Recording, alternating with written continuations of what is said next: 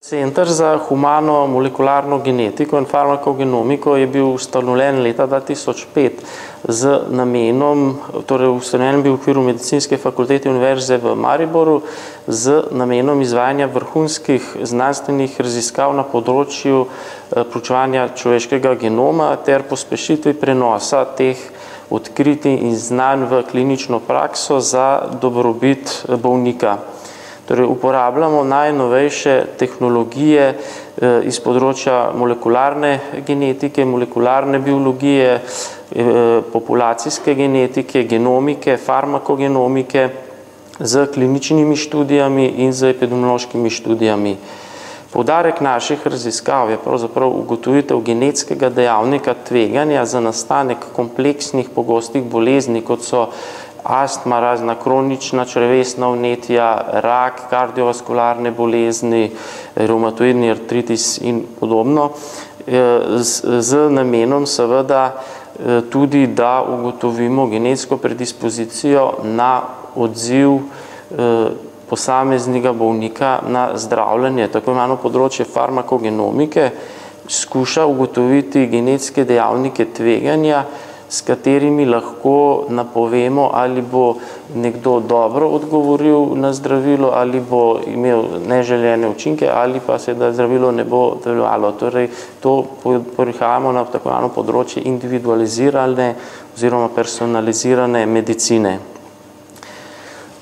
Torej, naš center je vpet v mednarodne raziskovalne konzorcije in sodeluje z mednarodnimi inštitucijami, seveda vpet pa je tudi v razvoj kadrov, torej na univerzi, v doktorski in dodiplomski študiji.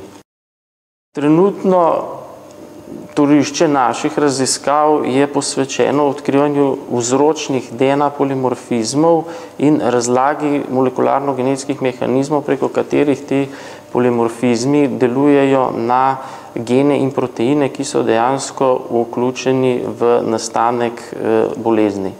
Namreč nedavno je prišlo do velikega preboja pri razumevanju genetike kompleksnih pogostih bolezni z razvojem tehnologij mikromrež oziroma biočipov, ki so omogočili sočasno preiskavo več 100.000 ali celo milijon DNA polimorfizmov, tako imenovanih SNP-ov z angleško kratico, ki pomeni single nucleotide polimorfizem, oziroma po slovensko bi rekli polimorfizmi posameznega nukleotida. Torej,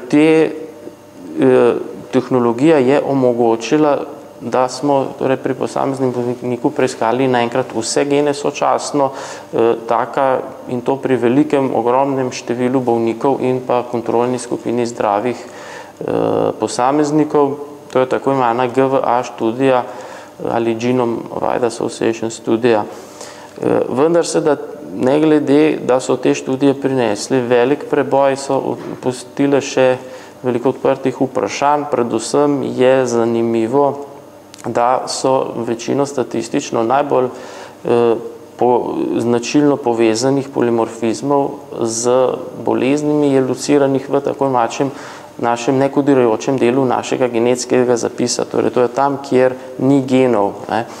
In tu je seveda velika uganka in namen naših raziskav je ravno pojasniti, kako ti nekodirajoči polimorfizmi, najprej seveda jih je treba povezati z pravimi geni in proteini, potem pa seveda tudi razložiti, kako to deluje. To je ključno iz dveh razlogov. Prvič, za načrtovanje zanesljivih genetskih testov, in seveda razvoj prediktivnih modelov, ki lahko omogočajo napoved tveganja za bolezen, poteka bolezni in morebitnih zapletov, kot seveda tudi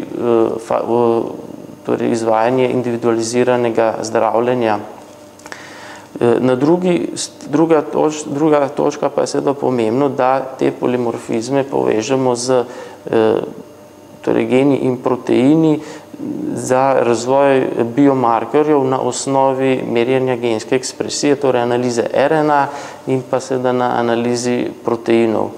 Obenem so seveda ta povezava polimorfizmov nekodarujočih z proteini ima ključno vlogo pri razumevanju bioloških poti, ki so vključene v patogenezo bolezni in seveda s tem tudi odkritje in razvoj molekularnih tarč za načrtovanje bioloških zdravil. Trenutno je v razvoju komercializacija genetskega testiranja, začela se je pred kakšnimi nekaj leti predvsem v Ameriki, potem se je delno razširila tudi v Evropo in v zadnjih nekaj 2-3 letih se tudi v Sloveniji že razvilo kar nekaj več kot 10 podjetij, ki se ukvarjajo z komercializacijo genetskega testiranja. Tu gre v strokovni javnosti se tu za takšen način testiranja, ki ga ta podjetja ponujajo, pojavil izraz DTC, kar pomeni Direct to Consumer Testing. Namreč zadeva deluje tako, da preko interneta se lahko potencialni stranka naroči na ta test, potem dobi na dom neko plastično posodico, v katero odda svojo slino in jo potem pošlje nazaj na podjetje, tam naredijo genetsko testiranje in seveda potem tudi interpretacijo rezultatov lahko direktno preko interneta takšna stranka prebere. Tu je v strokovni javnosti so veliki zadržki oziroma pomisleki glede takšnega pristopa, predvsem je tu problematično, da gredo takšna testiranja mimo uveljavljenih medicinskih inštitucij in pa predvsem seveda zdravnikov. Zato bo seveda v nadaljevanju v porastu pripravi je zakonodaja, ki bo poskušala te zadeve regulirati. Druga seveda ključni problem tu pa je sama zanesljivost testov. Namreč pri sami genotipizaciji vzorcev tu ni večjih tehničnih ovir, da ta ne bi bila skoraj 100% zanesljiva. Največji problem se seveda pojavlja pri interpretaciji teh rezultatov. Za napoved tveganja za bolezen ta podjetja običajno uporabljajo zgolj nekaj genov, nekaj polimorfizmov.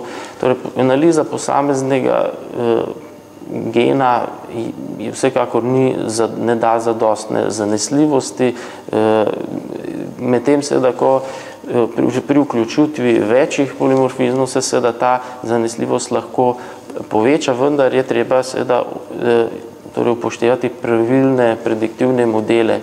Tu je omejenost teh podjetij, ker seveda te izbirajo markerje iz znanstvene literature, mednarodnih študij, in seveda ne morejo pa seveda na konkretnih bolnikih teh prediktivnih modelov optimizirati in jih pravilno interpretirati. Zato je tu naša največja prednost ta, ker smo v več kot 10, več kot 15 letih razvili biobanke za številne kompleksne bolezni.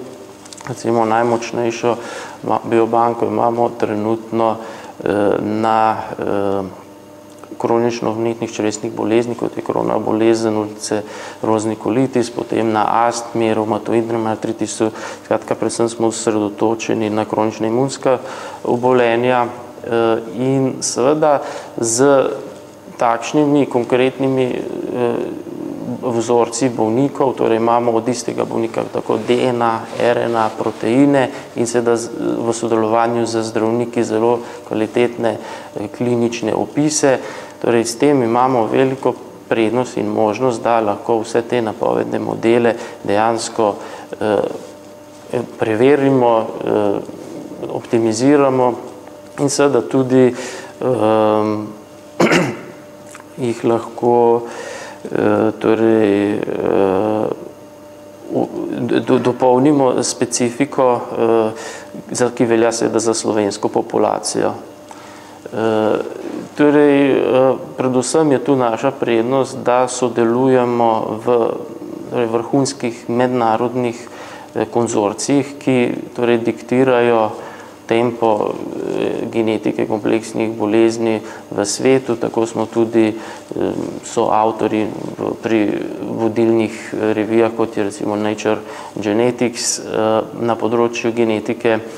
In seveda to nam omogoča prednost, da lahko v enem imamo dostop do podatkov več 10 tisoč bolnikov, po drugi strani pa seveda imamo tudi biobanko slovenskih bolnikov in seveda lahko izvajamo te primerjave in te prediktivne genetske teste in modele prilagodimo za naše slovenske bolnike. Torej lahko ponudimo tem, rekel, komercialnim podjetjem evalvacijo njihovih testov, modelov na slovenski biobanki vzorcev, ampak seveda pričakujem, da se bo izkazalo, da bodo ti njihovi modeli se izkazali za dokaj nezanesljive. Zato seveda bi lahko v skupni sodelovanju razvili bistveno bolj zanesljive, z večjo specifičnostjo in z večjo občutljivostjo te teste. Seveda drugi segment potencialnih uporabnikov predvsem so zasebne klinike, zasebne ambulante, ki so bolj fleksibilne pri vključevanju teh najnovejših molekularno-genetskih znanj v napredno zdravljenje, ker seveda klinične inštitucije, torej državne, imajo, vemo, so v težavah, kjer se gasijo najnujnejši problemi in so seveda velike omejitve za prodor na višjo kvalitetno raven. Potem kot naše potencialne sodelavce oziroma uporabnike vedno seveda tudi farmacevtske firme, predvsem na področju farmakogenomike je zelo smiselno v predkliničnih oziroma že tudi v zgodnjih fazah kliničnih študij vključiti tudi farmakogenetske teste, saj s tem lahko izločijo oziroma izločijo iz svojega testiranja bolnike, ki bi imeli neželene hude toksične učinke, če jih seveda lahko prepoznamo na osnovi teh predhodnih genetskih testiranj. Potem so seveda naši potencialni uporabniki tudi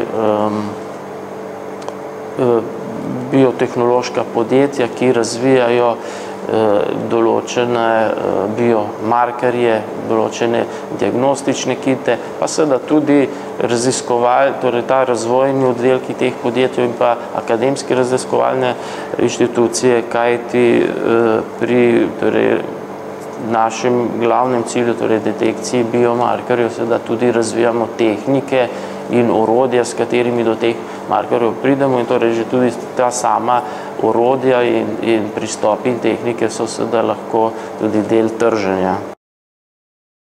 Torej, glede strateškega partnerja, seveda situacija v tem, da smo mi predvsem pedagoška in pa raziskovalna akademska inštitucija in smo torej vpeti v hudo tekmo za raziskovalna sredstva in seveda zato večino našega dela posvečamo raziskovalnim projektom in skratka zmanjkuje časa in kadrov in tudi sredstev za potem komercializacijo bolj zanimivih odkritij. Zato bi bilo na to vidiku zelo pomembno, da bi pridobili vlagatelje, ki bi seveda finančno omogočili zaposlitev kakšnih kadrov, ki bi se konkretno komercializaciji posvetili, potem mogoče ustanovitvi spin-off podjetja in pa seveda tudi posebej bi